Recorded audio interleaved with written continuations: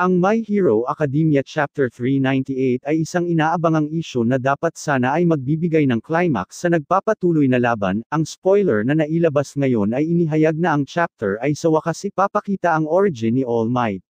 Sa nakaraang chapter, inatake ni All Might si All For One gamit ang mga kombinasyon na atake habang si All For One ay ginagantihan ito, habang si All Might ay nasa hindi magandang sitwasyon. Naalala niya ang una nilang pagtatagpo ni Nana Shimura. Ang chapter ay natapos kay All Might at All For One na naghahanda para sa katapusan ng kanilang laban. Ayon sa spoiler, ang My Hero Academia Chapter 398 ay pinamagatang Toshinori Yagi Rising Origin. Ang chapter ay nagsimula kay Hercules na nagpapakawala na naman ng isang atake na nagpapalabas ng acid sa loob ng katawan ni All For One. Ito ay reference sa quirk ni Ashido. Pagkatapos isang flashback ang lumitaw at ipinapakita ang batang si Yagi na hinihingi kay Shimura na kunin siya bilang kanyang disciple. Sinabi ni Shimura na sapagkat siya ay quirkless, maaari lamang niyang protektahan ang isang lugar na may 3 metrong radius. Naintindihan din niya na ang pamilya ni Yagi ay pinatay ng villain, pero sa kalagitnaan ng napakaraming kaguluhan at digmaan, wala siyang oras para sanayin si Yagi. Sinagot ito ni Yagi nang hindi niya gusto ang maghiganti, ang tanging simpleng gusto niya ay maging isang simbolo ng kapayapaan. Sinabi niya kay Nana na dahil siya ay quirkless, hindi siya nagtatag ng isang tungkulin sa lipunan gaya ng ginawa ng iba, at wala siyang partikular na 3 metrong lugar para protektahan. Dahil dito, nagdesisyon siyang protektahan ang lahat. Pagkatapos ang panel ay bumalik sa kasalukuyan, noong si All Might at All For One ay bumagsak sa Tatoon Station, ang parehong paraan na ginawa ng higanteng villain sa Chapter 1 ng manga.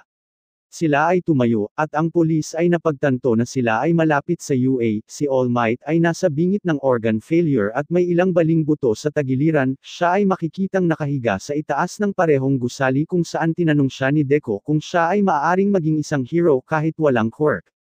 Si All For One ay dumating at napansin ni All Might na siya ay bumata ng kaunti. Gumamit si All For One ng maraming quirk para alisin ang pinsala na ginawa ng acid sa kanyang katawan na marahil ito ang nagdulot ng kanyang transformation. Hinulaan ni All Might na kung mas maraming pinsala ang tinatanggap ni All For One, siya ay mas lalong magiging bata. Pagkatapos naalala ni All Might noong walang alinlangang mabilis na gumalaw si Deku para subukang iligtas si Bakugo, at marami pang alaala ang bumalik sa kanyang isipan pagkatapos nito.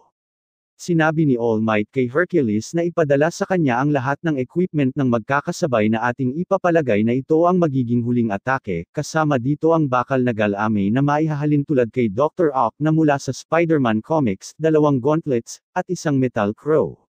Ang isa sa kanyang mata ay bumalik sa kung paano ito nung siya ay bata at walang quirk, at siya ay nagpahayag ng kanyang kasiyahan at pasasalamat na nagawa niyang magbigay ng kapayapaan sa lahat. Pagkatapos inactivate ni All Might ang Ingenium at Uravity para palakasin ang kanyang mobility habang pinapakawalan ang kanyang pangwakas na atake.